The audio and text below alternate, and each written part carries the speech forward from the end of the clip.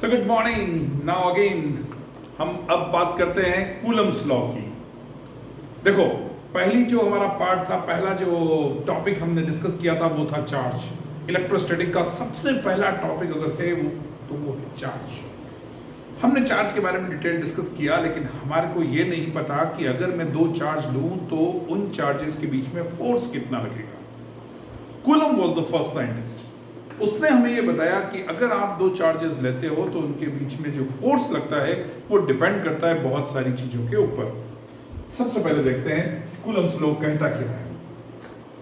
Coulomb ये कहता है कि अगर मेरे पास में कोई दो चार्जेस हैं Q1 और Q2, अगर मैं इनको r डिस्टेंस पर रख दूं तो इनके बीच जो फोर्स लगेगा वो डायरेक्टली प्रोपोर्शनल होगा प्रोडक्ट ऑफ चार्जेस के, इनवर्सली प्रोपोर्शनल होगा इनकी स्क्वायर ऑफ डिस्टेंस के। दोनों के बीच में अगर r डिस्टेंस है तो अगर डिपेंडेंसी देखें तो 1/r² इसकी डिपेंडेंसी होगी। तो F हम ले सकते हैं प्रोपोर्शनल है किसके, Q1 Q2/r²। इसे आप किसी कांस्टेंट के साथ प्रोपोर्शनलिटी साइन हटाएंगे, हम कह देंगे K Q1 Q2/r²। फिलहाल अभी बात कर रहे हैं अपन सिर्फ मैग्नीट्यूड की। जहां पर कभी ऐसा न्यूमेरिकल आए, वैल्यू डायरेक्ट दे रखी हो K Q1 Q2/r², तो आप सीधी सीधी वैल्यू लगा दो।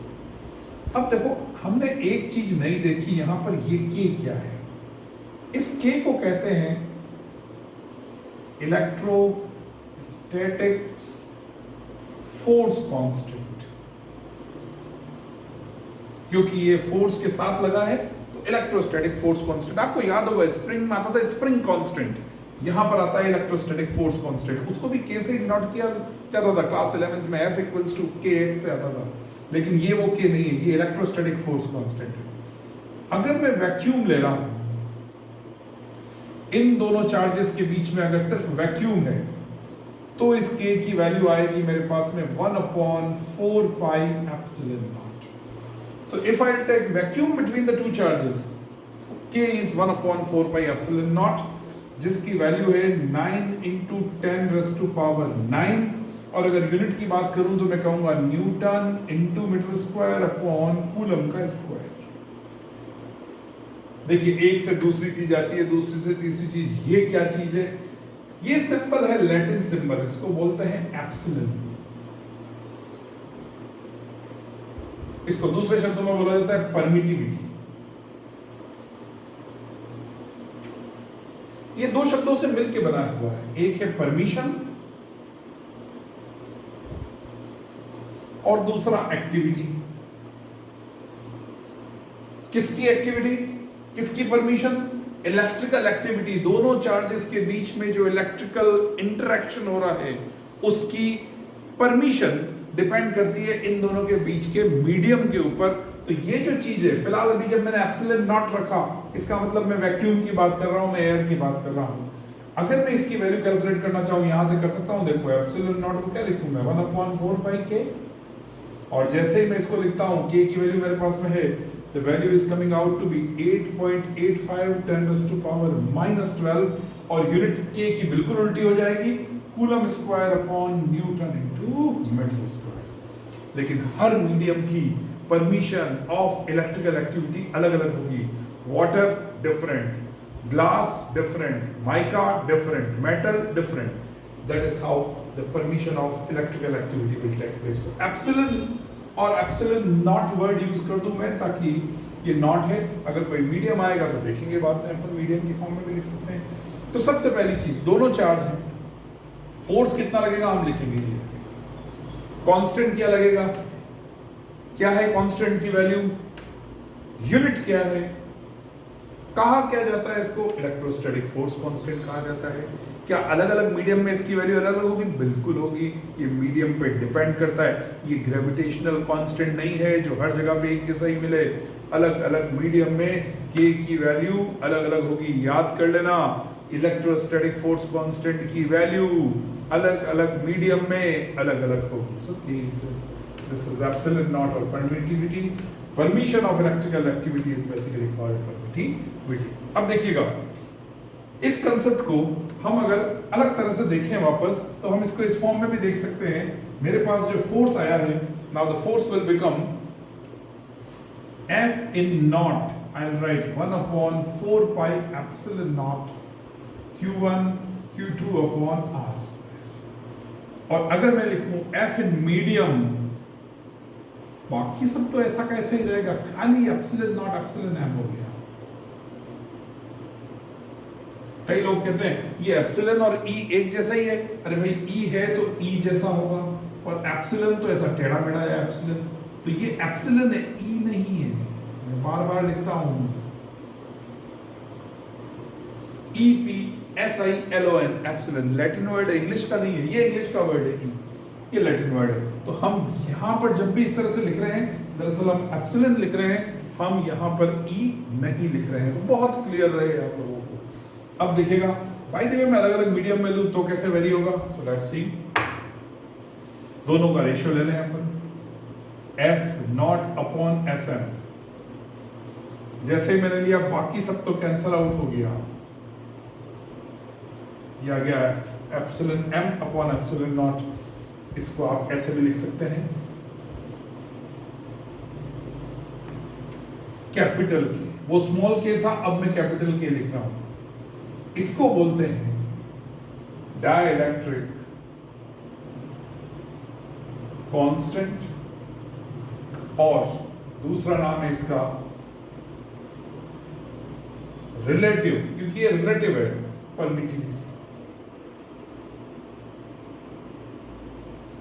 इससे लिख सकते हैं force in medium, this becomes force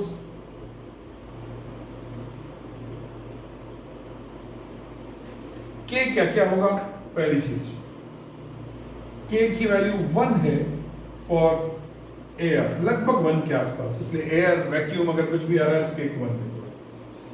अब के की वैल्यू आपको थोड़ी अलग अलग फॉर्म में मिल सकती है, तो 5 to 6 के आसपास मिलती है ग्लास के लिए, इसी तरह से 5 to 8 के आसपास मिलती है ये माइका के लिए, ये लगभग 80 to 81 हो जाती है वाटर के लिए।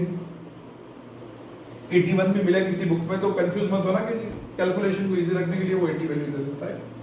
और इसी तरह से ये इंफिनिटी होती है फॉर मेटल्स। तो अलग अलग मीडियम में मेरे फोर्स की वैल्यू अलग अलग हो जाएगी।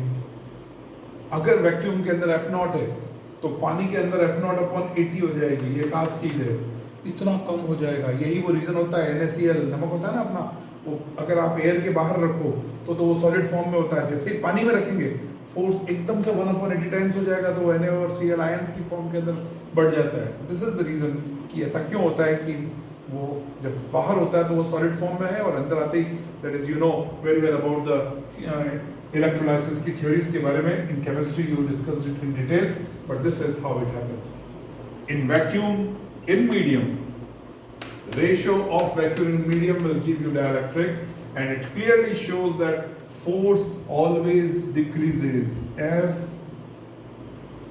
always decreases with medium. भाई सबसे ज्यादा जो फोर्स होगा वो तो एयर या वैक्यूम में ही होगा। मीडियम जैसे इंसर्ट किया, फोर्स की वैल्यू एकदम से कम हो जाएगी, इसलिए आप इस चीज का ध्यान रखें। अब देखते हैं कि इसकी वेक्टर फॉर्म क्या है। अभी तक हमने इसको सिर्फ मैग्नीट्यूड में बात की, क्या फोर्स वेक्टर क्वांटिटी है? Of course force vector quantity है, तो फिर उसकी वेक्टर फॉर्म होनी चाहिए। So let's now discuss the next part as vector form of Coulomb's law.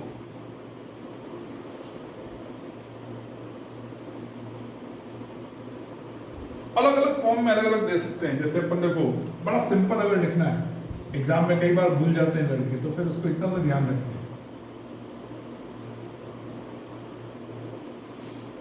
सबसे पहले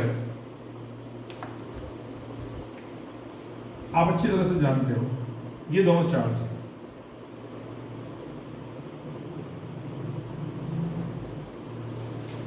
ये चार्ज इसके ऊपर फोर्स लगाएगा, ये चार्ज इसके ऊपर फोर्स लगाएगा,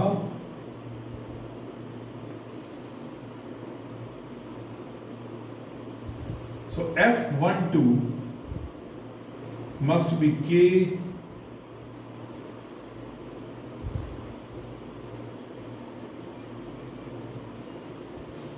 अब देखो आप जब 1 2 लिख रहे हो तो दरअसल आप 2 से 1 की तरफ जा रहे हो, इसलिए यहां पर ये ध्यान रखना आपको यहां 2 1 लिखना है।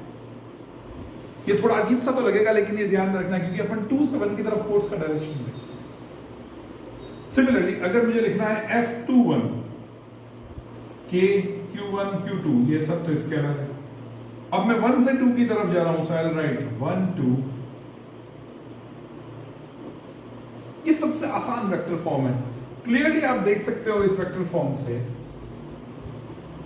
F12 minus of F21 opposite है ना भाई, डायरेक्शन एक इधर है और एक उधर है। So this also shows that F12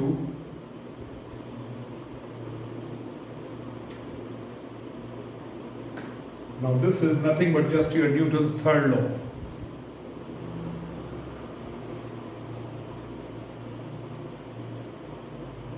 That every action has equal and opposite reaction.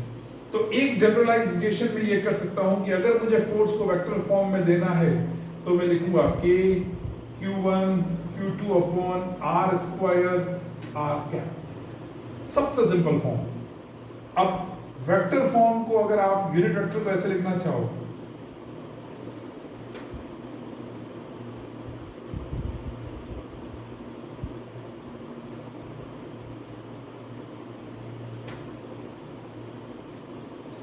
तो ऐसे भी हो सकता है। देखो K Q1 R क्यूब और ये यूनिट वेक्टर फॉर्म में। दिस इज अनदर वे।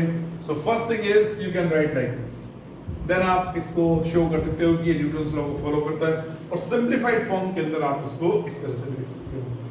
लेकिन अगर वेक्टर प्लेन में ही डिनोट करना हो, वेक्टर प्लेन में ही रिप्रेजेंट करना हो तो वेक्टर में कैसे करें, चलो उसको भी कर देते हैं।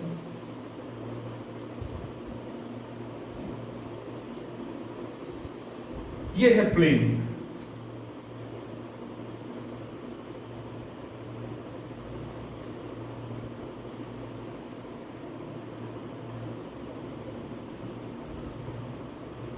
ये R1, ये R2। बहुत आराम से आप इसको शो करो। ये आ गया F12, ये आ गया F2। तो ये क्या होगा, वेक्टर प्लेन में हो जाएगा कि ये भाई y प्लेन है, ये x प्लेन है और आपने इसको वेक्टर प्लेन में कर दिया। लेकिन लिखने के लिए तो वही चीज आएगी वापस, F12 must be K Q1 Q2। कहां से कहां जा रहे हो, इधर से इधर जा रहे हो, R21 स्क्वायर R2। रिप्रेजेंटेशन के तरीके हैं, अदरवाइज आप कैसे भी लिखो इसको। अब ये हो गया F21 K Q1 Q2 R12 square. This is another way to represent in the vector form. So you know when there are various forms जिसके अंदर आप इसको रिप्रेजेंट कर सकते हो अलग अलग फॉर्म। लेकिन ये फॉर्म कुछ चीजें बताती है जिसको अपन बोल सकते हैं कि हमारे कूलम्स लॉ की प्रॉपर्टीज क्या क्या हो सकती है। वन बाय वन अपन देखते हैं कि हमारी जो फंडामेंटल प्रॉपर्टीज है, जो मेन प्रॉपर्टीज है कूलम्स लॉ की, वो किस किस तरह से शो करें। So let's see what are the properties of Coulomb force.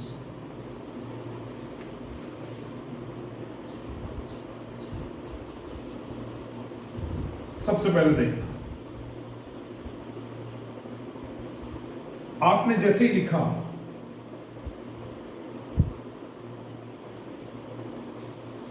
clearly it shows that F is inversely proportional to 1 by R square। इसका मतलब है बेटा, अगर मैं F और R के बीच में ग्राफ खींचूं तो वो ऐसे जाएगा। और ध्यान रखना, कई बार कंफ्यूज करने के लिए अगर वो ऐसे दे देवे आपको, so it must be a straight line। So force is inversely proportional to R square। This is property number 1। Number 2, F naught is K times of Fm, या दूसरे शब्दों में Fm is F naught upon K। इसका मतलब force depends on medium। ये second हो गया हमारे पास में। अलग अलग मीडियम में अलग अलग फोर्स होगा, मैंने आपसे डिस्कस कर चुका ऑलरेडी। फिर तीसरी चीज हमने देखा, दो चार्जेस अगर हम लेते हैं तो फोर्सेस एग्जैक्टली इसी सेंट्रल लाइन पे लगते हैं।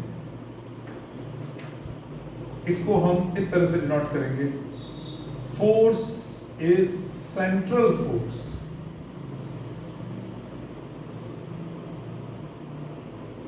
always act along line joining centers। दोनों जो सेंटर्स है उसको लगने वाली लाइन के ऊपर ही लगता है। फिर देखिएगा कूलम फोर्स, जब मैं F की बात कर रहा हूं मतलब मैं कूलम फोर्स की बात कर रहा हूं। F is conservative, total work done अगर हम कैलकुलेट करेंगे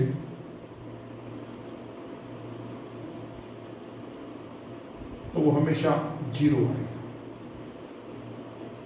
पांचवा, F is action reaction force and ओबे न्यूटन्स थर्ड लॉ। ये न्यूटन्स थर्ड लॉ को फॉलो करता है। न्यूटन्स थर्ड लॉ का मतलब ये F12 is minus of F21, already discuss कर चुके हैं इस चीज को भी। तो ये हमारी फंडामेंटल प्रॉपर्टीज है। फोर्स इनवर्स स्क्वायर है, मीडियम पे डिपेंड करता है, सेंट्रल फोर्स से इसी लॉन्ग लाइन लगता है, कंजर्वेटिव है, 0 हो जाएगा वर्क डन उसमें, और एक्शन रिएक्शन है। किसी भी एक्शन का अगर ये इस पे एक्शन डालेगा तो ये इस पे रिएक्शन भी डालेगा। अब लास्ट चीज आती है, क्या हर जगह पे अप्लाई होगा? तो हम इसमें लिखेंगे कि what are the limitations of Coulomb force.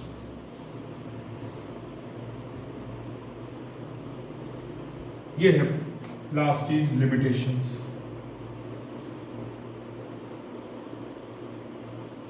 पहली चीज,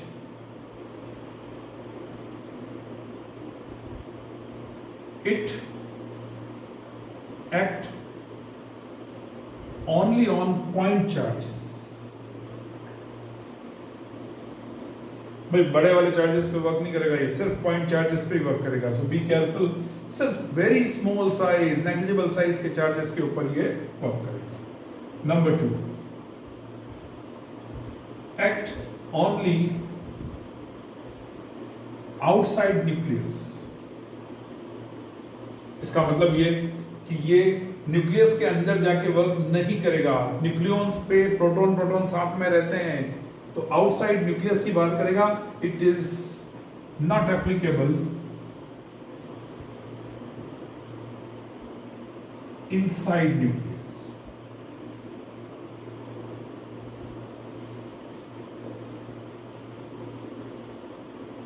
So it acts only on the point charges, only outside nucleus। अब ये इसकी लिमिटेशन भी है, और दूसरे शब्दों में आप कह सकते हैं कि हमें कभी कभी इस तरह से देना पड़ता है दैट वी ऑलवेज इग्नोर